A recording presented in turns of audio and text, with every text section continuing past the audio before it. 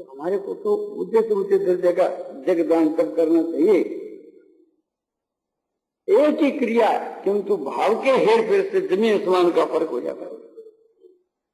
3 भाई थे, वो गंगा किनारे बैठ करके और जंगल के वहां बड़ी तपस्या करते थे, बड़ी कठिन तपस्या करते थे, और समझो कि उनका दिन रात यही काम था। बहुत अपने समझो कि तपस्या करते थे और क्या करते थे कि यज्ञ करते थे, दान देते थे, तीर्थ करते थे, व्रत करते थे, उपवास। तीनों भाई की क्रिया एक बराबर। एक भाई कोई वहां गया चौथा देख उनके सबको दंग हुआ, बोले वाह वाह, देखो ये अपने कितने जोर का तप करते हैं, कितना कष्ट सहते हैं। एक भाई से पूछा आप तप ऐसे क्यों करते हो? बोले परमात्मा की प्राप्ति के लिए, भगवान में प्रेम होने के लिए। बोले वाह साहब, ये आपका तप तो परम आपका सात्विक है, बहुत ऊंचे दर्जे का सात्विक, बड़ा दानी है, आपका क्या कहना? दूसरे भाई से पूछा भाई तुम जो तप करते हो, तीनों भाई तुम तो बड़े महात्मा पुरुष हो कि बड़ा अच्छा तप करते हो, तुम भी बड़ा अच्छा तप करते हो। बोले तुम्हारी सबकी क्रिया तीनों की बराबर, यज्ञ की क्रिया, दान की क्रिया, सबकी शैली है, तुम किस उद्देश्य से करते हो? वो बोले मैं तो अपने पुत्र के वास्ते और सुख की प्राप्ति की। तो ठीक है, उससे तो तुम्हारा बड़े भाई से तुम्हारा जो भाव है बहुत नीचे दर्जे का। अरे जिससे परमात्मा मिले उससे अपना समझो कि एक मामूली वस्तु लेकर खुश हो जाना, ये कितनी बड़ी गलती की बात है। तुम तो गलत रास्ते क्यों? तीसरे से पूछा भाई क्यों करते हो? उसने कहा साहब हमारा हमने पूछी, बोले बताया ना क्या है? बोले हमारे शत्रु के यहाँ कच्चे बच्चे और सब मर जाओ, आग लग जाओ। बोला तुम्हारा भाव तो बहुत खराब है, उसके तो कच्चा बच्चा मरेगा कि नहीं मरेगा समझो कि बात की बात है, और तुम तो भैया घोर नरक में जाओगे। और देखो तीनों की क्रिया समान और फल में इतना अंतर की राज्य में। तो ये सब बातों में सोच करके हमको उचित भाव से ये सब कर्म करने चाहिए। तो दया की बात मैं कह रहा था, और दया के मैं आपको अभ्यास बतलाता था। तो ये जो हमारे को भगवान ने जो पदार्थ दिए हैं, और इनके मां हम भगवान की ये दया मानते हैं कि बस अपनी पुत्र धन रुपया और शरीर में आरोग्यता ये सब पाकर के खुश होते हैं। ये हमारे पर भगवान की बड़ी दया है, बड़ी कृपा है। उन सबको अपने ऐश आराम और भोगने लगाते हैं। तो ये एक प्रकार से भगवान की दया का है, आप समझे नहीं, मामूली दया का है, समझे। इसकी दया तो भगवान की बड़ी भारी है, किंतु तुम एक प्रकार से उसको बिना समझे बिना और अल्प ही लाभ उठा रहे हो। और जो आदमी उसको खराब काम में लगा रहा है वो तो उल्टा समझ रहा है, वो तो अपना नरक का मार्ग बना रहा है। हमारे भीतर में जो बल है उससे नरक भी होगा और मुक्ति भी। मुक्ति कैसे है कि कमर कस करके भगवान के भजन ध्यान को में लग जाए, पर भगवान की प्राप्ति के लिए अपना जीवन अर्पण कर दें, तो सबसे बढ़कर के हमारा जन्म साफ हो गया। और उस बल को समझो कि व्यभिचार में लगा दें, उस बल को दूसरों को पीड़ा पहुंचाने में लगा दें, मदरा पीने में एक माने खोटे काम में लगा दें उस बल को, तो उसका फल नरक हो। यही बात आपने पैसा में रुपया के मां एक भाई समझो कि वह रुपया परमात्मा में लगाता है लोगों के कल्याण के लिए, तो वो समझदार है और उसका रुपया जो है सफल हो रहा है। अब दूसरा एक भाई आपने वो रुपयों को आपने कुमार्ग में लगा रहे, तो इन रुपयों से उसको नरक होगा, तो वो रुपये उसको नरक देने वाले। और जो आपने परोपकार में लगा रहे उसका फल उसको स्वर्ग है। और उस परोपकार में लगा कर यदि निष्काम भाव से लगा हुआ है तो उसका फल है तो परमात्मा की प्राप्ति। ये कितना डिफरेंस हो गया। ऐसे हमारे में जो बुद्धि है, एक भाई तो अपनी बुद्धि ये अणु बम जो है और बड़े बड़े बम तैयार करने में लगाता है कि जल्दी से जल्दी और सारी दुनिया के लोग कितने बम में मर जाए।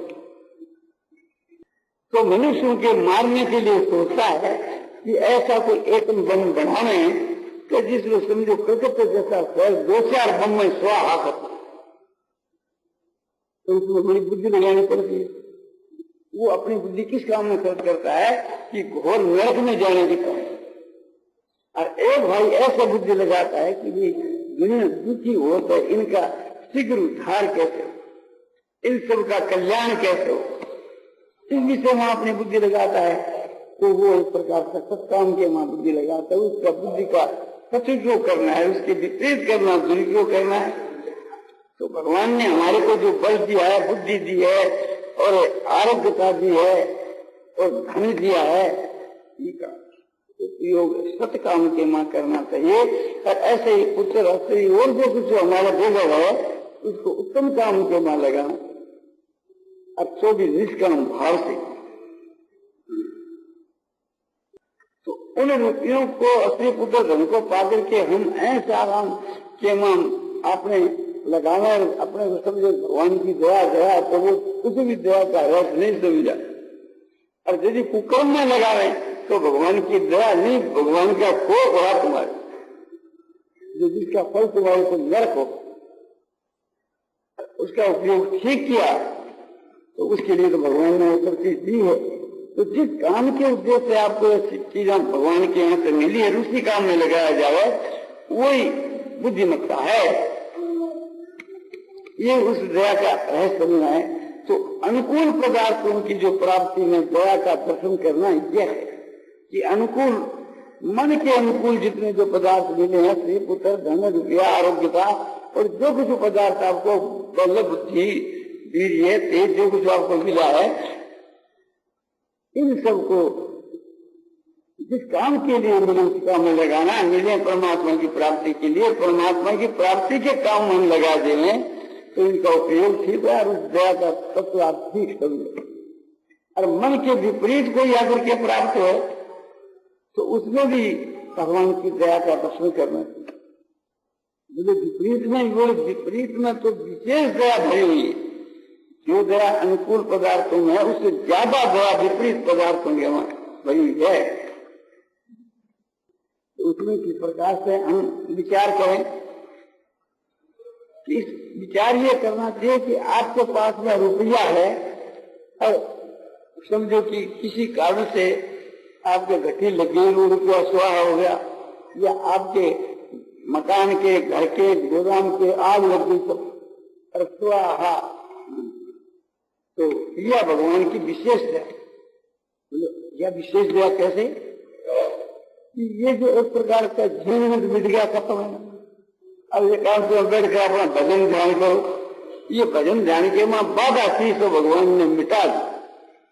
तुम क्या कर रहे थे? बोले क्या हम तो बड़े अहंस आराम के मां थे कि भी खूब अहंस आराम हो गए। हमारा बड़ा ख्याल था कि जो पार करके रुपया कमाएंगे, रुपया कमा करके अरे फिर उससे भोग हो गए, अहंस आराम करेंगे। बोले इसीलिए भगवान ने आपके बाधक समझ के मिटा दी। स्त्री मर गई, बोले भाई इसमें भी भगवान की बड़ी भारी दया। तो इसमें क्या गया? ये स्त्री जो है तुम्हारे दिगन रूप थी, मर गई, सच्ची बात है। अब अपना भजन ध्यान करो। ये समझ कोई स्त्री को मार नहीं डाला, जो कुछ हो जाए ईश्वर की इच्छा से उसमें दया मानने का आपको बतलाया जाता है। ऐसे ही घर के मां कोई प्यारे से प्यारा लड़का मर गया, स्त्री का कोई पति मर गया, जो भी कुछ घटना हो तो ये समझना चाहिए कि सब में भगवान की दया भरी हुई है। अपने समझ में नहीं आती वो बात, चाहे न हो, किंतु भगवान का कोई भी विधान हो उसमें दया समझे तो स्त्री उसका पति मर गया तो यारी विधवा से तो रोती है। तो बोले यदि पति जीता तो क्या होता, लड़का लड़की तो पैदा होता ना, और वो काजे में फंस जाते। जिनके बहुत लड़के लड़की है उनकी दशा देखो क्या हो रही है।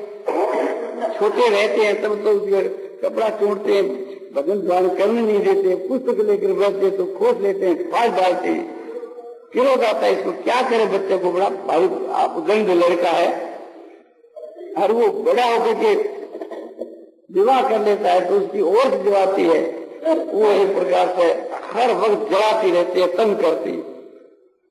तो भगवान ने आपको बता दिया इस बातों से कि तुम एकांत में बैठ करके अब मेरा भजन ध्यान कर। अब तेरा जो पति है वो तो हर मनुष्य का था, 5 भूत का पुतला था, अब भगवान का स्वरूप है तो दिव्य लौकिक है। भगवान कहते हैं कि ये 5 भौतिक जो अपने जड़ शरीर धारी, एक तेरा पति और एक साक्षात दिव्य चेतन स्वरूप जो भगवान, उसको पति बनाना क्या कि इसे को पति बनाना चाहिए। अच्छा तो भगवान को ही, तो वो तो एक प्रकार से थी, भगवान तो प्यार है ही। तो भगवान कि हमारे सर्वस्व है, स्वामी, पति, मालिक, सखा स्वामी सब जो भगवान, ये जो भाव है बड़ा ऊंचा भाव। इसलिए एक प्रकार से जो कोई घटना घटी तो उसमें भगवान की दया। एक छोटी सी कहानी है कि एक प्रकार से भगवान के भक्तों की शिव जी बड़ी प्रशंसा किया करते थे। एक दिन पार्वती ने कहा कि प्रभु भगवान के भक्तों का दर्शन मुझको भी कराओ।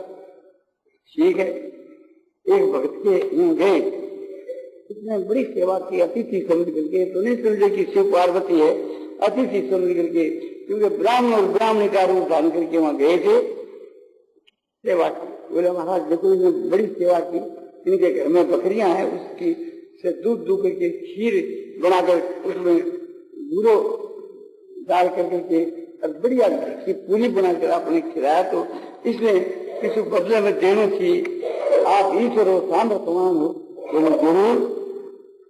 आती वक्त में बोले तेरी बकरियां सब मर जाएगी। पार्वती बोली महाराज जी ने वरदान देना चाहिए, शराब देना चाहिए, इसको अनिष्ट कर दिया आप तो। बोले नहीं, मैं इसको बड़ा उपकार कर। बोले क्या को उपकार करेंगे? फिर 6 महीना के बाद 6 महीना के बाद फिर गए तो वो भगवान के भजन ध्यान में मस्त हो गया। बोले पार्वती जब तुम देख अब ठीक है, वो ठीक था, उस वक्त में तुम देखा? हमने देखा महाराज, इसको फुर्सत थी 5 मिनट की। बोले नहीं, हाय धन रुपया पैसा, ये दूध बेचना, वो करना, भिजोना, ये निकालो वो निकालो, बड़े लंघन में लगा हुआ था। तो बकरियां तो उसके बाद थी ना, वो चूना का चूना मर गया। ये ऐसे बोलते दो रह गए, दोनों अपना भजन ध्यान करती। तो मैं इसके हित के वास्ते उन सबको मारा। तो बोले हमारे शरीर में बीमारी होती है, रोग, उसमें भी हमारा हित है। बोले बहुत ज्यादा हित है। कोई भी हमारे मन के विपरीत काम हुआ है तो उसके जिसके मां हमारा हित हो रहा है। और तुमको ये समझना चाहिए, बिना पाप के बिना बीमारी नहीं होती, और बीमारी के भोगने से पाप क्या होता है, वो आपने समझो कि पाप है उसका प्रायश्चित हो जाता है। ठीक है। और दूसरी बात की तरफ ये ध्यान देना चाहिए, दुख पाता है उस समय के बीच के में उसको ये बात याद आती है कि ये पाप का फल, बीमारी है तो पाप। तो भगवान से कहता प्रभु मैं फिर कभी पाप नहीं करूंगा, अब की बार से मुझको माफ कर दो, फिर भी पाप करूंगा। तो पाप ये करने में हिचक पैदा होती है और वो पाप से बचता है, तो ये कितना उपकार। तो जब दुखित होता है भगवान को याद करता है, तो ये भी बड़ी आनंद की बात है। दुख में सुमरन सब करे, दुख में सुमरन सब करे, सुख में करन को, सुख में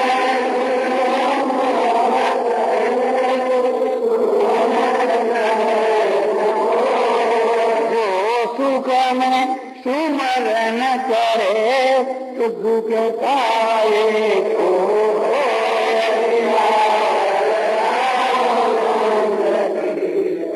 दुख में भगवान को सब याद करते हैं, चाहे दुख मिटाने के लिए भी करो, और जब दुख मिट जाता है तो फिर नहीं कर। और यदि आनंद के वहां सुख में स्मरण करे तो दुख पास में नहीं आवे। भगवान का स्मरण होना चाहिए, वही वास्तव में असली चीज है, और वो सुख कोई काम का नहीं जिसमें भगवान को भूल जाए। तो बहुत से जो भक्त हैं वे तो ये चाहते हैं कि भी भगवान का स्मरण होना चाहिए और हमारे को सुख नहीं चाहिए। सुख के माथे शील पढ़ो जो नाम हृदय से जाए,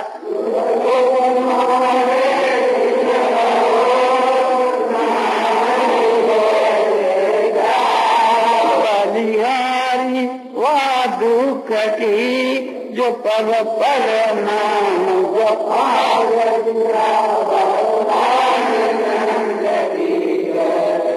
के सुख के माथे पर पत्थर पड़ो। यदि हम भगवान को हृदय से भूल गए और वो दुख भी हमारे लिए बलिहारी है जो क्षण क्षण के वहां भगवान को याद दिलाता। कुंती देवी ने सुंदर की भगवान से प्रार्थना की थी कि हे प्रभु, जब जब हमारे पर दुख पड़ा तब तब आपकी समृद्धि हुई और सुख में भूल जाते हैं, सो हर वक्त हमारे को दुख ही दुख होता है। इसलिए ये बात कही जाती है कि जो हमारे शरीर पर आपत्ति आती है, दुख आता है, वो बहुत ही उत्तम बात है। नामदेव के यहाँ घर में आग लगी, किसी ने कहा कि आपके घर का आग लगी, दौड़े नामदेव जी, देखा भी आधा घर समाप्त हो गया, जल बढ़कर कच्चा फूस का घर था, आधा बाकी रहा। तो बोला प्रभु अग्निदेव, आप एक प्रकार से इसका क्या अपराध जो आप भोजन पूरा कर नहीं करके आधा पेट भोजन नहीं करोगे पूरा, बच्चे वो को उठाकर वो अग्नि में डाल दो, ये भगवान के भोग लगाया जाता है। तो अभिप्राय यह है कि उनके तन भी चिंता नहीं हुई, उनका भाव बड़ा ऊंचा था। तो ये समझना चाहिए कि जो हमारे में कोई प्रकार की आपत्ति आवे, घर की आग लगे या कोई लड़का मर जावे या किसी स्त्री का पति मर जावे या कोई भी आकर के समझो कि घर में मर जाए, प्यारा से प्यारा मर जावे, तो ये समझना चाहिए कि भगवान जो कुछ हमारे लिए करते इसके लिए करते। बोले प्यारे से प्यारा मर गया उसमें भीत है, बोले ये हित है तुम्हारे प्यारे से प्यारा था ना, तुम्हारा मन प्यारे में बसता कि उस भगवान। बोले हमारे जो प्यारे लड़के में और घर की आग लगी, धन नष्ट हो गया, तो तुम्हारा मन किस में बचा करता, रुपयों में बसता ना। बोले रुपयों में। तो भगवान ये सोचा कि रुपयों में इसका मन बसेगा, प्यारे पुत्र में बसेगा, तो ये एक प्रकार से मेरे से आपने वंचित रह जाएगा, ये सोच कर तुम्हारा उद्धार करने के वास्ते उनसे मन हटा कर अपने में लगा। अब पुत्र मर गया, धन नष्ट हो गया, अब उसमें तो मन नहीं जाएगा ना, वो तो मर गया। तो इन सब बातों को ख्याल में रख करके जो भी कोई घटना है भगवान का विधान मान करके उसमें और विशेष खुश होना चाहिए। वही वास्तव के में हमारा उसमें परम हित है, परम हित हमारा उसी के बीच के में है जो किसी भगवान करते हैं। तो अनिच्छा से और परीक्षा से जो कोई कार्रवाई होती है वो भगवान की मर्जी से ही होती है, भगवान ही करते और करवाते हैं। ऐसा देख करके हमारे को समझो खूब खुश होना चाहिए, खूब आनंद मानना चाहिए भगवान के विधान को देख देख करके। मन की जो विपरीत क्रिया होती है उसी में तो विशेष आनंद। आप सोचो कि आप हमारे मित्र हो, प्यारे हो, और मैं आपके कोई विपरीत काम करता हूँ तो वास्तव के उसमें कोई आपका हित है तभी करता हूँ, नहीं तो मैं आपका प्यारा नहीं, मित्र नहीं, बल्कि दुश्मन हूँ। जो वास्तव में आपका अनिष्ट करता हूँ तब तो दुश्मन हूँ, और आपका हित करता हूँ किंतु आपको वो हित नहीं दिखता, तब एक प्रकार से आप रोते हैं, नाराज होते हैं। लड़का जो है वो एक प्रकार से समझता नहीं हमारा किस में हित है, इसीलिए वो लड़का नाराज होता है, दुखित होता है, रोता है। और उसके हृदय में ये बात समझ में आ जाए कि हमारी माँ है तो हमारा हित ही करेगी, आउट करेगी, आउट कर ही नहीं सके, तो वो एक प्रकार से कभी नहीं होता और कभी आपने दुखी नहीं होता, समझता है कि है हमारी माँ है। माँ लड़के को मारती है तो भी लड़का ऊपर से रोता है, किंतु भीतर में उसकी आत्मा में संतोष होता है। छोटा भी लड़का हो वो भी समझता है कि मेरी माँ है और माँ से मेरा अनिष्ट हो ही नहीं सकता, वो मेरी परम हितैषी है। तब एक छोटा लड़का माँ के विषय में इतना विश्वास करके उसके मन के विपरीत में भी रोता हुआ भी अपने भीतर में समझता है कि हमारा हित माँ करती है। डॉक्टर हमारे समझो ऑपरेशन करता है और हमारे शरीर को काटता है, तब हम यही समझते हैं भले डॉक्टर के लिए कि ये हमारा हित ही करता है, रोते भी है, दुख भी होता है। इसी प्रकार से परमात्मा जो है हमारे परम हितैषी है। जो कुछ अपने ऑपरेशन करते हैं उसमें अपना हित ही भरा हुआ है। बालक रोया करते हैं, समझदार को तो इस विषय में रोना चाहिए ही नहीं, शोक करना ही नहीं चाहिए, क्योंकि शोक करने के लायक कोई पदार्थ है ही। तो इस तत्व है इसको समझ करके जो हमारे मन के विपरीत है उसके बीच के मन और ज्यादा प्रसन्न होना चाहिए, ज्यादा प्रसन्न होना चाहिए। जैसे बताया था आपको कि मन के विपरीत कार्यों को देख करके समझो कोई एक महात्मा पुरुष है और वो हमारे मन के विपरीत करता है, वो हमारा परम हितैषी है, किंतु हमारा उनका मतभेद होता है। तो मतभेद होने से वो बात बुरी मालूम देती है, तो फिर महात्मा कहा रहा, अरे महात्मा तो उसके साथ तो मतभेद होना ही नहीं चाहिए। हमको महात्मा के अनुकूल बनना चाहिए कि महात्मा को अपने अनुकूल बनना चाहिए। अपना कल्याण तो उसके अनुकूल बनने में है, नहीं कि महात्मा को अपने अनुकूल बनाने में है। ये बात जब समझ में आती है तो फिर वो एक प्रकार से दुखी नहीं होता, वो बर्दाश्त कर लेता, सह लेता है। उसका मुंह की तीखता श्वास करके श्रद्धा करके उसको जो बर्दाश्त करता है, सह लेता है, ये एक प्रकार से नीचे दर्जे की श्रद्धा है। इससे और ऊपर दर्जे की श्रद्धा होती है तब एक प्रकार से वहाँ बर्दाश्त करने की नौबत नहीं आती। तो वो तो जो कुछ भगवान किया महात्मा की चेष्टा उसको देख देख करके खुश होता रहता है, और खुशी का भी दर्जा है। महात्मा की और ईश्वर की क्रिया उसका विधान को देख देख करके ये समझता है कि हो ये तो भगवान का भेजा हुआ पुरस्कार है, भगवान का भेजा हुआ पुरस्कार, भगवान का दिया हुआ वरदान, महात्मा का दिया हुआ आशीर्वाद है, ये तो उनका प्रसाद है, बड़ी दया है। इस प्रकार समझ करके खुश होता है।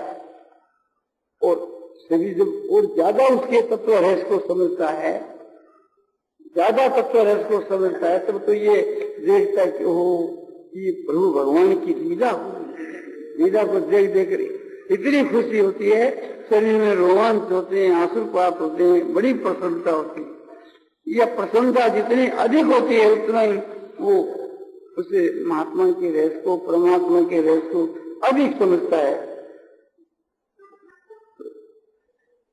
मन के विपरीत कार्य को देख करके, मन के विपरीत कार्य को देख देख करके उसमें खुश है, वो बड़ी एक महत्व की चीज। तो देखो एक प्रकार से इस विषय में एक छोटी सी कथा है। एक समय की बात है